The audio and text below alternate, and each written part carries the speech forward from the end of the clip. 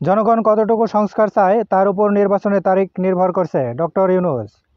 বাংলাদেশি বংশোদ্ভূত British MP রূপা হকের সাক্ষাৎ। দেশে গ্যাস চাহিদার ঘাটতি 40%। অগ্নিকাণ্ড প্রতিরোধে 5 নির্দেশনা।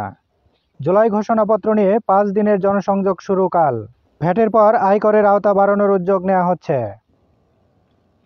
যেসব পণ্যের ভ্যাট শুল্ক বাড়ছে তার প্রভাব মূল্যস্ফীতিতে পড়বে না। এনবিআর। 10 জানুয়ারি দেশব্যাপী বিক্ষোভ ডেকেছেন জোবায়েরপন্থীরা। 31 জানুয়ারি বিশ্ব ইজতেমা। ফ্যাসিস্ট বিরোধী আন্দোলনের ভিত্তি তৈরি করেছে বিএনপি। একান্ত সাক্ষাৎকারে মির্জা ফখরুল। এবার শেষের পাতা। ঘুষের মামলায় সাজা হবে ট্রাম্পের, তবে কারাদণ্ড না দেওয়ার ইঙ্গিত বিচারকের। রায় ঘোষণা 10 জানুয়ারি। ফের যুক্তরাষ্ট্রের প্রতিনিধি পরিষদের স্পিকার হলেন মাইক জনসন। ভারত সফরে যাচ্ছেন মার্কিন জাতীয় নিরাপত্তা উপদেষ্টা। আলোচনায় তিব্বতে চীনা ড্যাম। আওয়ামী লীগ জাতির সঙ্গে বেইমানি করেছে, ডাক্তার শফিকুর রহমান। যুক্তরাষ্ট্রের সর্বোচ্চ বেসামরিক খেতাব পাচ্ছেন মেসি।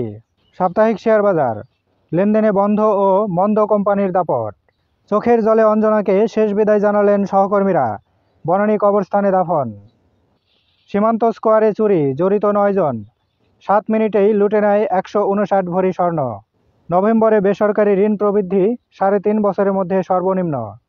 নভেম্বরে ঋণ প্রবৃদ্ধি ছিল 7.66%, যা 2021 সালের মে মাসের 7.55% পর সর্বনিম্ন। 75 থেকে শিক্ষা নিলে আওয়ামী লীগের করুণ পরিণতি হতো না। অধ্যাপক আবুল কাশেম ফজলুল হক। চাঁদাবাজিতে অতিষ্ঠ পান্থপথের ফার্নিচার ব্যবসায়ীরা।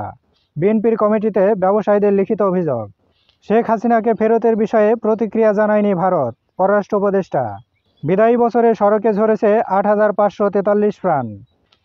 বাংলাদেশ যাত্রী কল্যাণ সমিতি হিসাব।